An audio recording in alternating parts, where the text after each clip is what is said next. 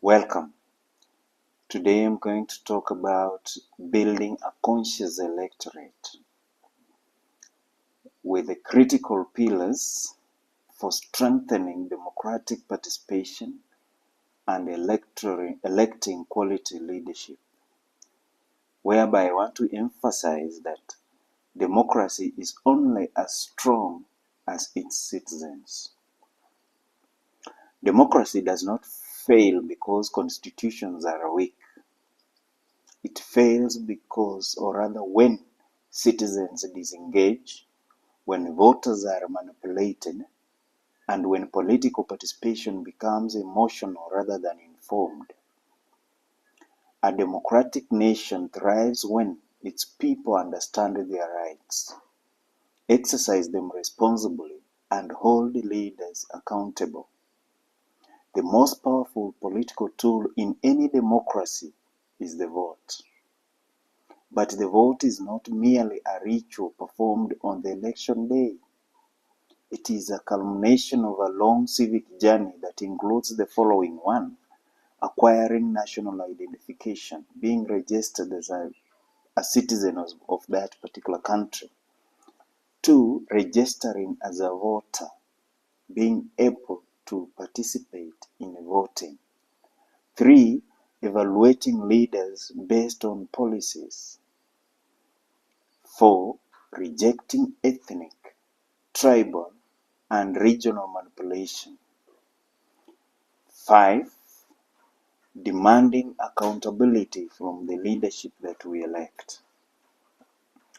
In countries like Kenya, where the right to vote is constitutionally protected under the Constitution of Kenya 2010, citizens must recognize that democratic rights comes with civic responsibilities.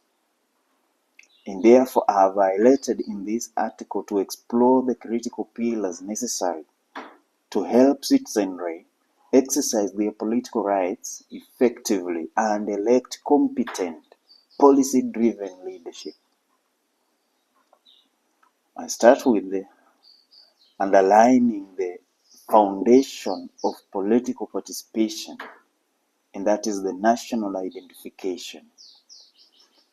The importance of having a national ID. Before one votes, one must be recognized as a citizen. National identification is not merely a document. It is a proof of belonging. It enables citizens to 1. Access public services, open bank accounts, obtain employment, and register as voters. Without a national ID, a citizen is politically invisible. You can never be recognized. In Kenya, the issuance of national IDs is overseen by the government, and it forms the gateway to political participation. A democracy must ensure that IDs are accessible, affordable, and fairly distributed without discrimination. I don't know what happens to our country. We have many people in the villages who do not have IDs, and therefore are barred from participating in this very vital role of electing leadership. B is barriers of identification. In many African nations, challenges such as bureaucracy, corruption, regional discrimination, and lack of documentation have hindered some communities from obtaining the identification cards. These barriers therefore undermine democracy because they indirectly suppress voting rights. A democratic state must ensure universal access to identification so that no citizen is excluded from political participation. 2 is voter registration, the gateway to the ballot. Why voter registration is very important. Having an ID or other identification card, being registered as a citizen of that particular country, it is only the first step and citizens must take the additional step of registering as a voter with the legally mandated electoral body. Like in Kenya, this responsibility falls under the Independent Electoral and Boundaries Commission, IEBC. Registration transforms citizenship into electoral power. Unregistered citizens, regardless of their opinions, have no influence in election outcomes. Continuous voter registration is very key. Democracies must encourage 1. Continuous voter registration, 2. Youth enrollment upon turning 18, 3. Equal registration opportunities in rural and urban areas. Youth participation is especially critical. Africa is a youthful continent, and their participation can shape policy direction for decades. The danger of voter apathy. Low voter registration and turnout weaken democracy. Majority of us claim to have opinions contrary to the maybe government, but we do not turn out to vote. When citizens fail to register, minority interests may dominate. 2. Corruption leaders may exploit low participation. 3. Public policy may not reflect popular will. And 4. Voting is not merely a right, it is a safeguard for you and for me. We need to turn out to vote. Then another pillar is civic education, which is the backbone of informed voting. Understanding the democratic rights.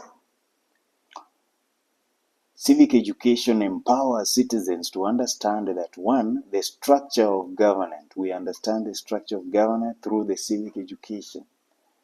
The role of elected officials, like the MCAs, member of county assemblies, member of parliament, women representative, senators, governors, and the president. We understand their role. Constitutional rights and limitation. We understand the constitutional rights and the limitation through the civic education. And we also understand the difference between national and county mandates. We understand the difference between the national government, what are the roles of the national government and what are the roles of the county governments. Without, therefore, civic education, voters may elect leaders based on charisma rather than competency. Then we have knowing the role of leaders. In Kenya's devolved system under the Constitution of Kenya 2010, responsibilities are divided between national and county governments. And majority of the citizens may not be aware of these responsibilities. And therefore, citizens must understand what members of parliament should do, what governors should do, what senators should do, and what MCAs are supposed to do. Electing a leader based on a promise outside their mandate leads to frustration and poor accountability. And therefore, civic education as a continuous engagement is very key. Civic education should not be seasonal. It must occur in schools. Teachers should educate the youth. It must occur through the media. It must occur through the civil society and through religious institutions. An informed electorate is difficult to be manipulated. Majority of the electorate of the Kenyan society are manipulated because they are not civically educated. Then we have the policy-oriented leadership, that is moving beyond personalities. Why policy matters. The election should not be popularity contest. They should be contest of ideas. Citizens must ask the question: 1. What is the candidate's economic plan? 2. What policies will they implement for healthcare? 3. How will they address unemployment? 4. What is their anti-corruption strategy? 5. Policy-driven leadership ensures long-term development. Evaluating manifestos.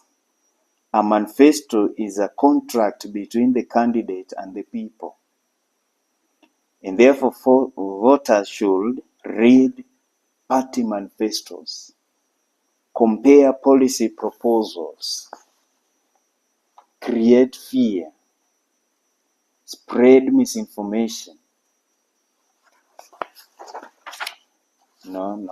Demand measurable targets. For example, citizens can compare policy approaches in countries like United States and Germany, where debates often revolve around taxation, healthcare, and economic policy rather than ethnic identity. Also, rejecting tokenism in politics.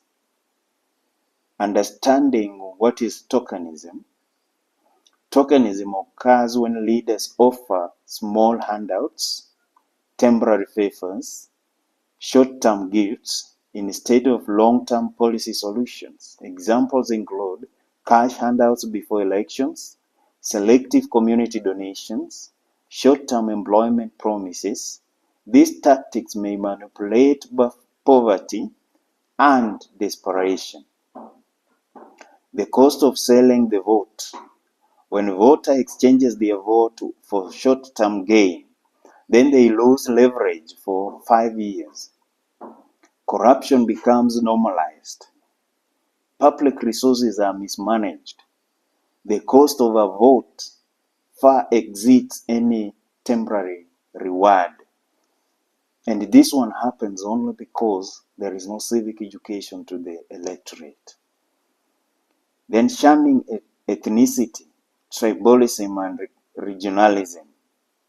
The danger of identity politics. Many African elections are influenced by ethnic mobilization.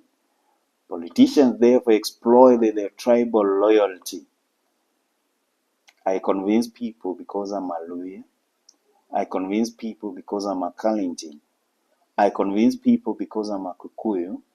I convince people because I'm a Luo or a Kamba or any other ethnic in Kenya. I convince people because we are marginalized. I convince people because of the region we come from.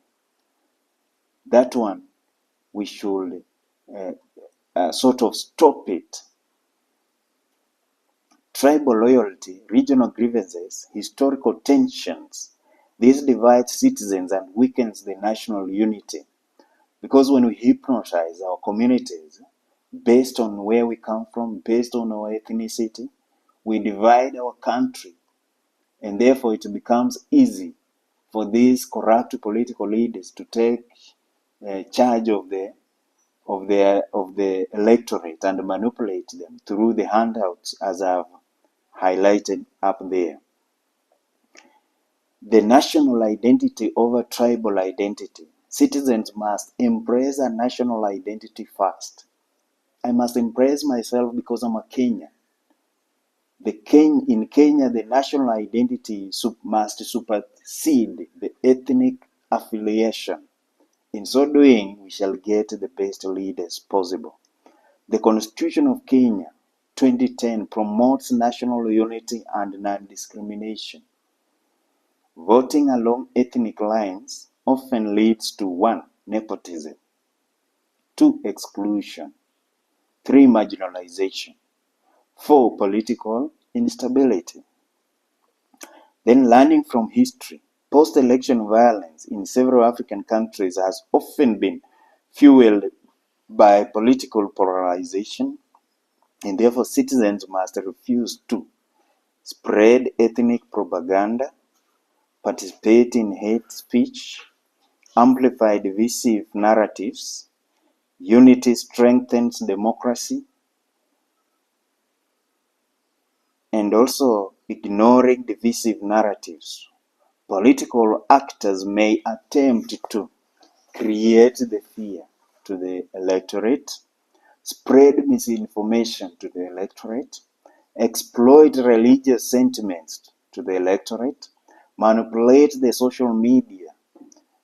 Citizens therefore must verify the information. They must avoid inflammatory content.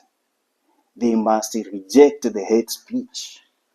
And responsible digital citizenship is essential in the modern era. Then we have the collective responsibility, which is doing it as a people. Democracy is not an individual sport, it is a collective action. Therefore, communities must encourage youth registration, hold public debates, demand town halls, monitor elected leaders. Civil society and media must remain vigilant. In any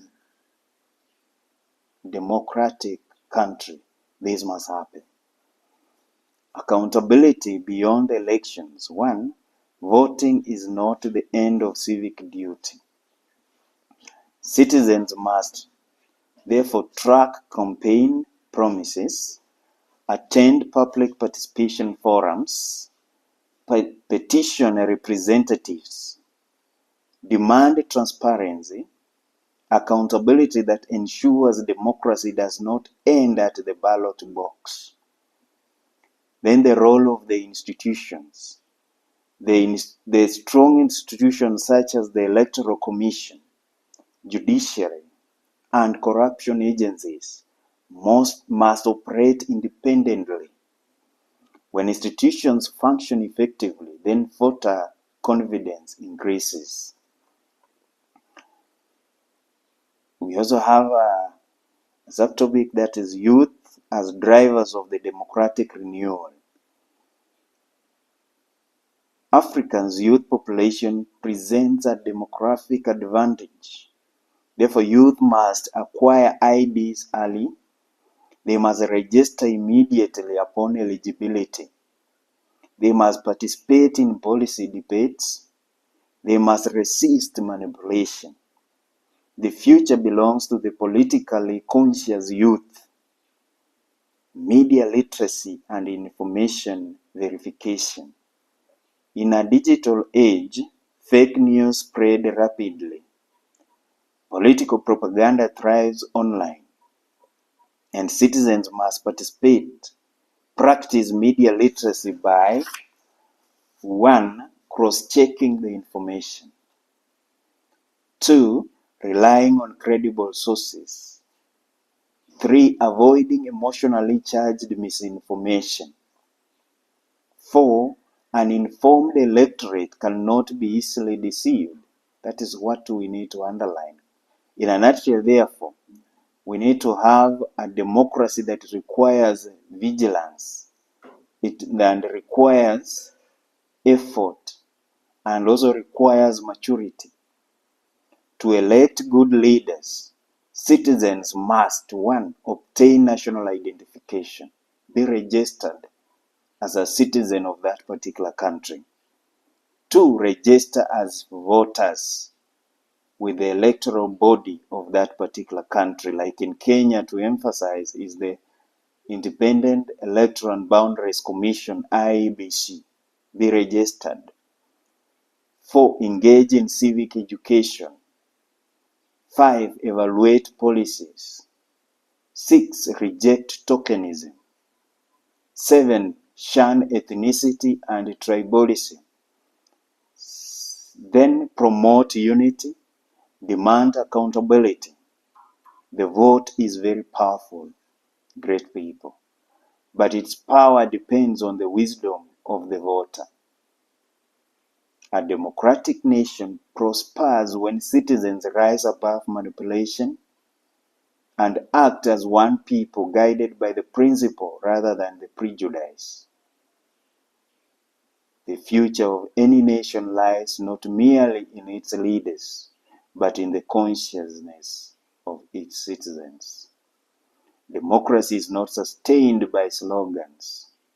It is sustained by informed, united, and responsible participation.